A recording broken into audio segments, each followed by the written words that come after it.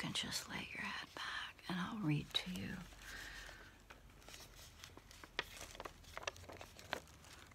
On National Candy Day. How appropriate, so close after Halloween. And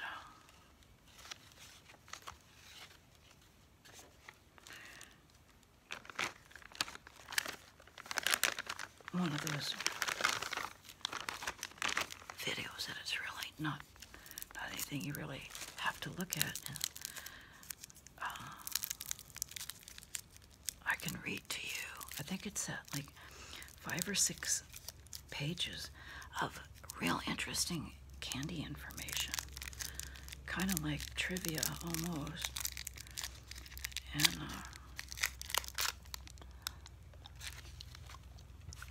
we could sort through my leftover Halloween candy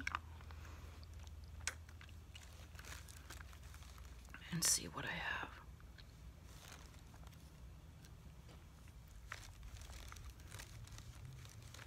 A reminder to turn down your contrast and your brightness on your device so it won't be so bright in your room. Maybe if it's not so bright in your room, you can fall asleep quicker and easier, and perhaps you can be the winner in our ongoing challenge. First one who falls asleep wins.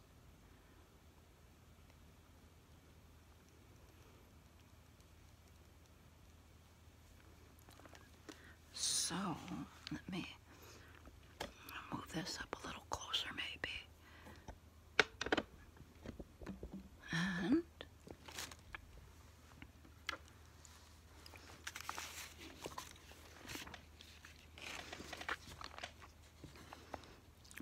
November 4th, National Candy Day.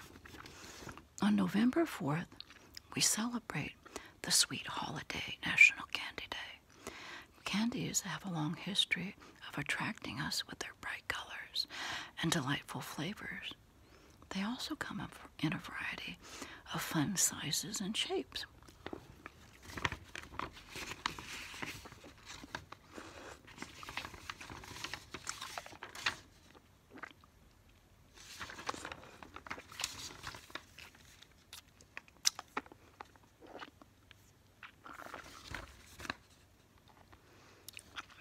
Candy history. In the late 13th century, Middle English first began using the word candy, borrowed from the Old French sucre, candy. It is derived in turn from Persian quad and quandi, cane sugar. I'm sure I mispronounced the Persian version. People use the term candy as a broad category. We treat candy bars, chocolates, licorice, sour candies, salty candies, tart candies, hard candies, taffies, gumdrops, marshmallows, and much, much more, all as candy.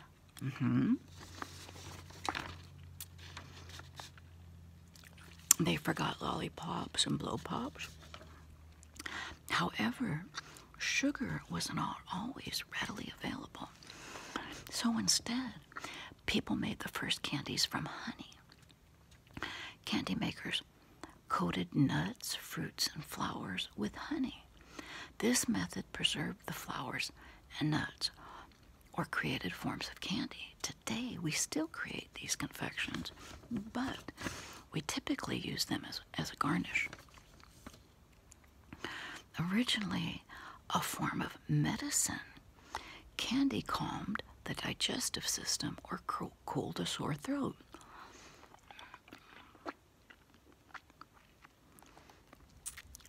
At that time, combined with spices and sugar, candy only appeared in the purses and the dishes of the wealthy. Now we know. By the 18th century, The first candy likely came to America from Britain and France. At the time, people made the simplest form of candy from crystallized sugar, rock candy. However, even the most basic form of sugar was considered a luxury and only attainable by the very wealthy.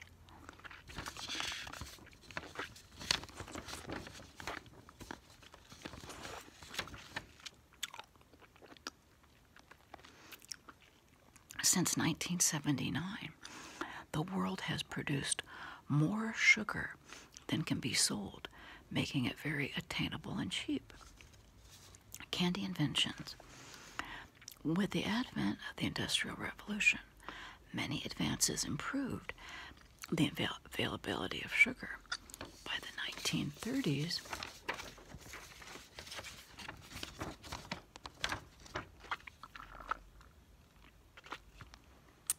markets opened and the candy business underwent drastic change. Not only did the price of candy drop, but penny candies targeted children. Now that's what I remember, like penny and nickel candies at the store. But don't you remember watching like Little House on the Prairie, and they'd go in their general store and they'd have all this candy in jars, and they'd give them a penny. It seemed like you got like a bag full of stuff for a penny.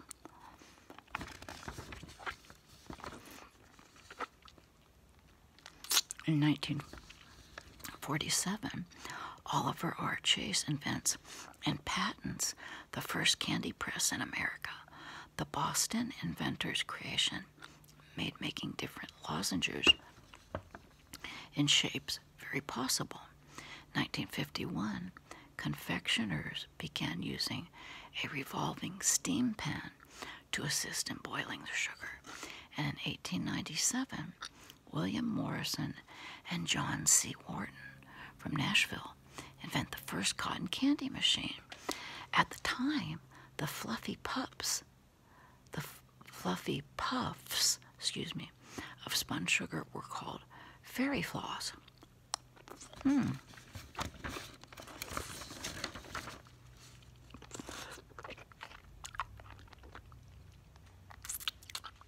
Unforgettable candies. M&M's. Forrest Mars Sr. and William Murray developed these milk chocolate drops with a colorful candy coating following the Spanish Civil War. They stamped the new candy with the initials of their surnames. 1941, they debuted the candies, and soon after, American soldiers serving in the Second World War received them as part of their rations. Reese's peanut butter cups. Hershey's company first manufactured these round chocolate discs filled with sweet, creamy peanut butter, filling 1928. Christmas candies. These hard candies come in the shape of ribbons or lozenges.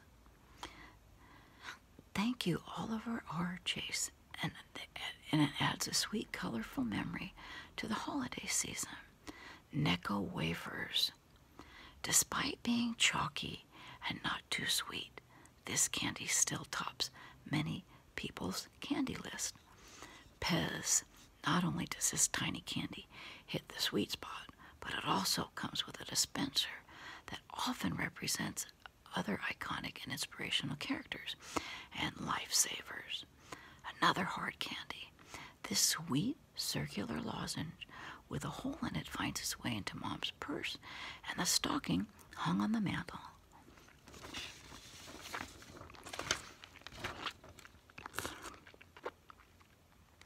How to observe National Candy Day.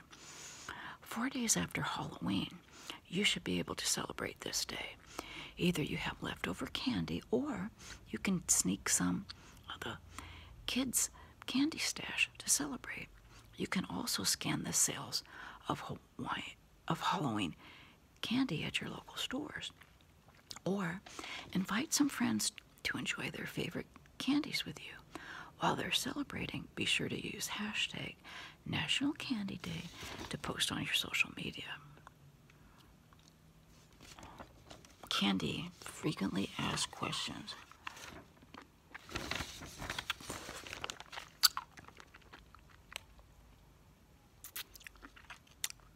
What are candy buttons? Candy buttons are small dots of colored sugar on a strip of wax paper.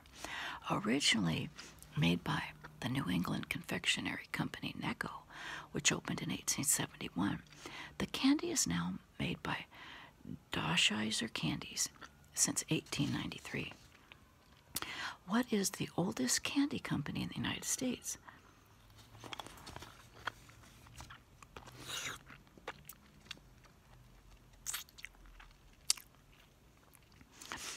Ye Old Pepper Company started in 1806 when Mary Spencer arrived in Salem after a shipwreck.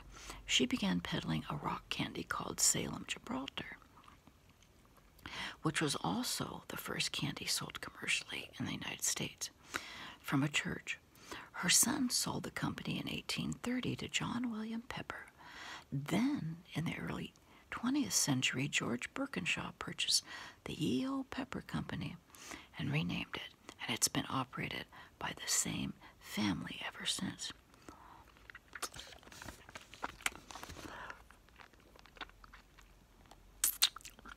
What does M&M stand for? The initials in the candy-coated chocolate stand for Mars and Murray. Forrest Mars Sr. with the Mars Candy Company and William Murray, president of the Hershey Company. Why did the government ration chocolate during World War II?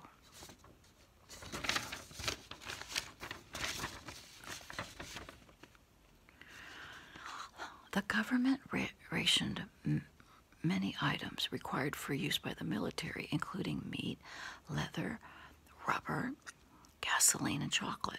Chocolate served as an emergency food source in the troops' rations. Alternatively, it also provided a moral boost while serving so far from home. Aww.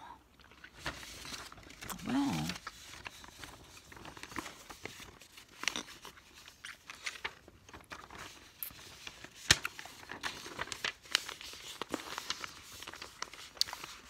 should we go through my leftover Halloween candy stash?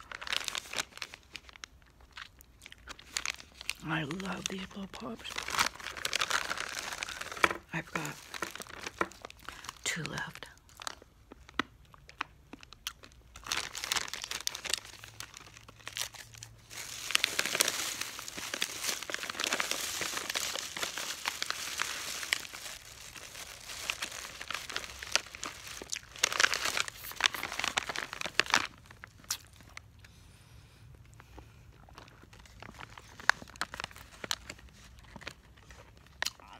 I thought this would be a fun Halloween surprise, these frozen pickles. Walmart carries them, and Amazon. Frozen pickle pops.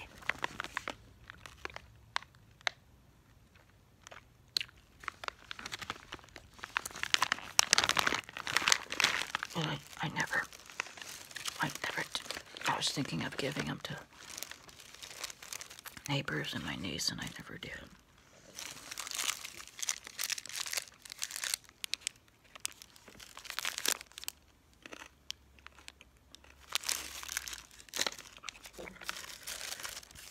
And some leftover Halloween lollipops from the 99 store.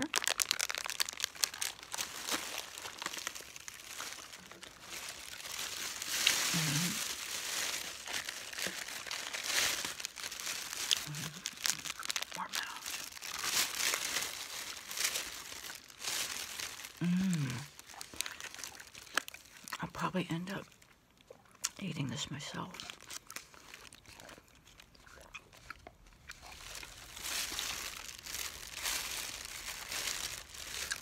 The musketeer.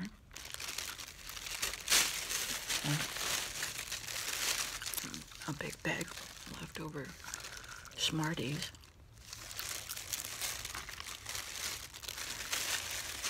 And a few pixie sticks.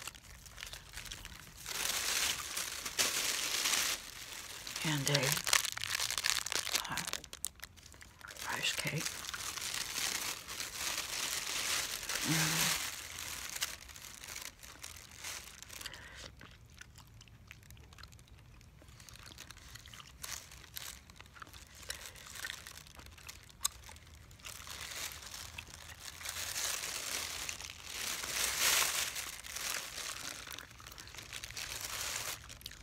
I can't get over how much I enjoy these blow pops.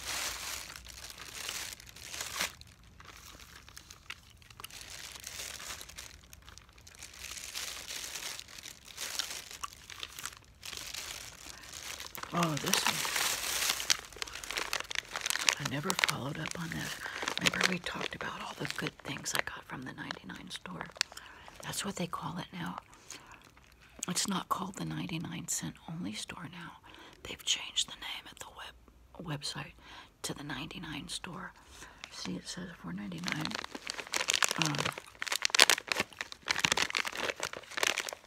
I would not have gotten this for $5, but I did it shopping through Instacart.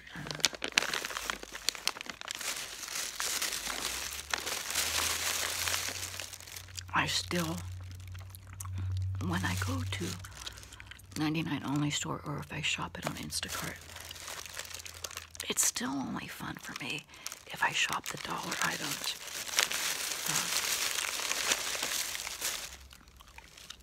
It is not fun at all paying $5 for a bag of M&Ms like that. And I had, you know, my black feathers. I was thinking of sticking some black feathers in some of the bags that I filled for the neighbors, but I didn't. I had all these great ideas, and then when the time came, we were so rushed for time. I had all these ideas to put in the Halloween bag, and then it seemed like nighttime arrived, and it was kind of like a mad dash to get the bags filled. So I didn't do the feathers. Then I was wondering, how would the parents, like, would they be insulted if I gave them a pickle, frozen pickle? And then would they be not happy if I filled their bags with black feathers? And that was kind of a thought I had.